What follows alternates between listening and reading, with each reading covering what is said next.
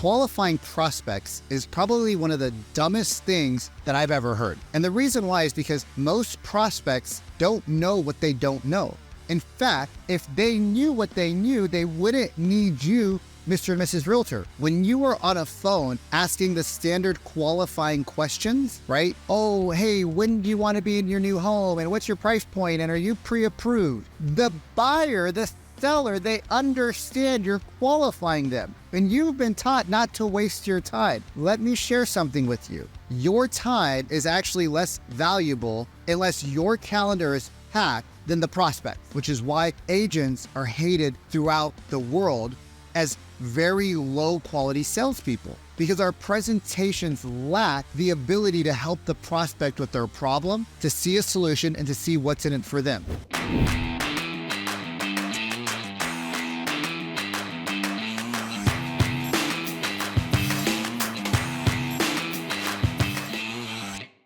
What's up, everybody? Welcome back. Vikram Deol here with the Real Estate Sales Academy, the Trust Report Influence Sales Method on how to build true influence with prospects. I wanted to come to you guys today with a special message about how you have been lied to about qualifying prospects. In this current economy, are there more agents or homes for sale? A lot more agents than homes. Are there great agents out there that are spending a ton of money marketing, a lot of teams, a lot of great players that are okay meeting with prospects that say they're 12, 18, 24, 36 months out? Absolutely. Because here's the truth. I don't know, just because somebody says they're not ready to buy for 18 months, why they said that. Maybe they're transplanting. Maybe there's a job. Maybe they don't understand that they can buy a home with a 10% down payment.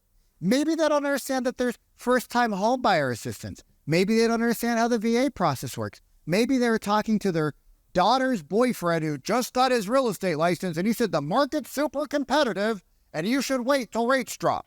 If you have a fundamental belief, right? I have a fundamental belief that if you can afford to buy real estate now, it's probably going to be cheaper than it is in another 12 to 18 months. And with rates being higher, which is going to exclude a lot of people, but not everybody, I have a belief that when the rates come down, a lot of people will be able to take advantage of those lower rates, lock in a price today, and then refinance their loan and have a lot of equity, because when the rates come down, I have a belief that there will be more buyers that come in from the sidelines, and we're going to go back to a market maybe like the end of 2021, the beginning of 2022. I don't believe it's going to be quite so crazy and hectic, but I don't know. I don't have a crystal ball. And if you do, can you let me know? Because I'd like to give you $100,000 to invest so that I can go retire on a beach. Unless you have the crystal ball, which I don't think you do, because you probably wouldn't be watching this video if you did, we need to start to recalibrate how we think about human beings. If you are out there, one of my mentors, Matt Ryder, great coach of mine, we were jamming one day and I said, bro, I hate this whole qualifying of prospects. Because if somebody wants what you sell bad enough, I believe they can find the resources, because it's not a lack of resources that people have, it's a lack of resourcefulness. They can find the resources necessary to take action. It might take them a month or 2 months or 3 months to do it, but if they believe in you and you believe in what you're doing, you should be able to help them get to where they want to go. The problem is that we were taught by the gurus, the pundits, that we should qualify. And the problem with qualifying is that we're not good at it. The problem with qualifying is that nobody taught us how to conscientiously listen. The problem is that we are listening for only keywords that get us a commission now. And it doesn't matter if you're a team of 10, or you're a solo agent, or you're part of this brokerage or that brokerage.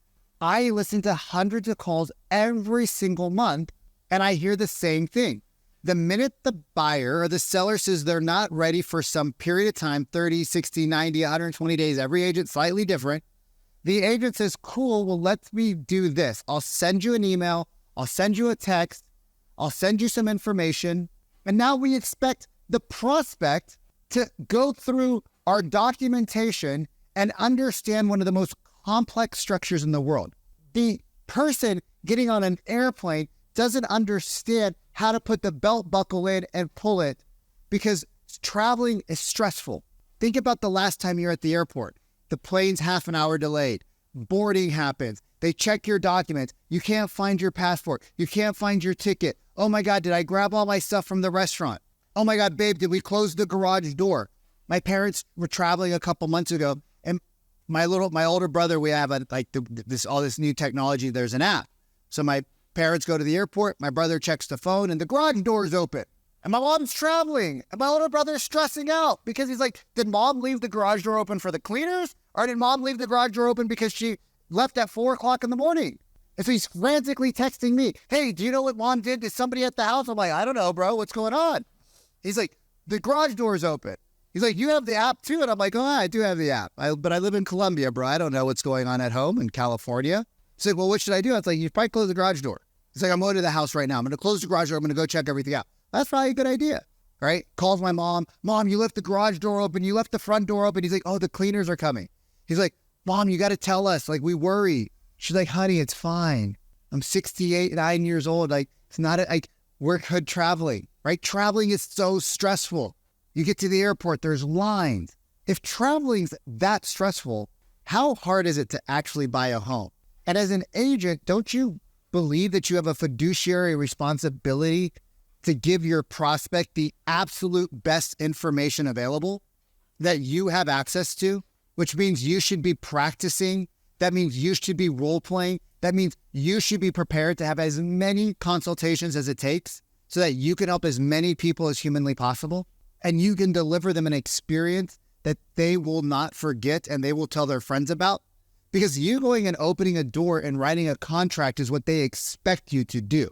That is not providing value. They expect you to open the door. They expect you to write a good contract. But they don't expect you to give them a great experience, which is why agents are hated throughout the world as very low quality salespeople, because our presentations lack the ability to help the prospect with their problem, to see a solution and to see what's in it for them, or what I call the PSW framework. It's a lot of talk about who we are, who our company is, how long we've been in business. Go read Zillow reviews, profiles. Go read a bunch of Zillow profiles, Realtor.com profiles, and see what the agents say about themselves. I grew up here. I've been in the market here. My previous job gave me the experience here so that I could be a great negotiator for you. But we don't actually talk to our prospects. We talk down to them. And so our prospects never get to truly connect with us because nobody cares that you've been in the Pacific Northwest for 20 years. Because I was in the Pacific Northwest for 20 days. And our first year, we did like $14 million in transactions. And I don't say that to brag. I say that because if you can learn how to talk the problem, solution, and what's in it for them, and stop worrying about qualifying people and start getting in front of more buyers and more sellers and having better conversations, a better presentation, right? Talking about your seller's universe, your buyer's universe, talking about list price strategies, talking about buyer's objections, right? Talking about the fears that people have with interest rates, right? Talking about the fears that people have with prices being astronomical. Talking about like how rents are constantly increasing and the landlord can kick you out at any time, right? Talking about the true pain that their kids aren't going to have a backyard ever because your fear is that if the buyer doesn't take action in the next 12 months, they might be completely priced out of the market forever because of how fast inflation's increasing prices. Right? If you don't know how to explain that and ask questions and get the prospect to see that in your presentation, it's no wonder you just put them on a drip and wait for them to call you. You have to learn these hard skills of tonality, of pausing, of empathy and compassion, when to be excited, when to be interrogational, when to be a little bit more of a warrior energy, like I'm coming to you right now, but also when do you need to sit back and have a little bit more motherly energy? Right? When do you need to sit back and bring out the feminine to hold space for the people in front of you that don't want to admit that they're scared shitless about the process? How do you balance the masculine and the feminine, right? The warrior, the playful, right? The jokester, right? How do you balance demonstrating and showing you have the experience by actually having proof pieces instead of just claims that some guru on stage said, hey, tell them that you do this, right? How do you bring in the fact that you have 125 Zillow reviews without sounding pompous and arrogant? How do you show them that you had a 5% buyer that didn't even have the best price or terms and you beat 2 cash offers without sounding arrogant and pompous?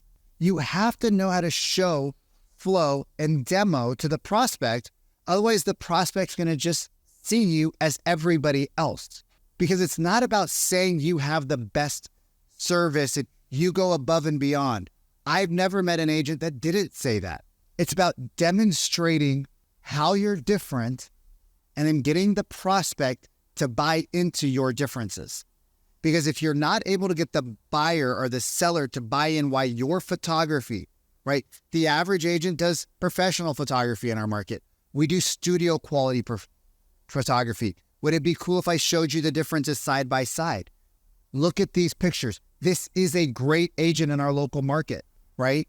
But this house, look at the photos versus look at our photos. Which one do you like better? Why do you like these ones better?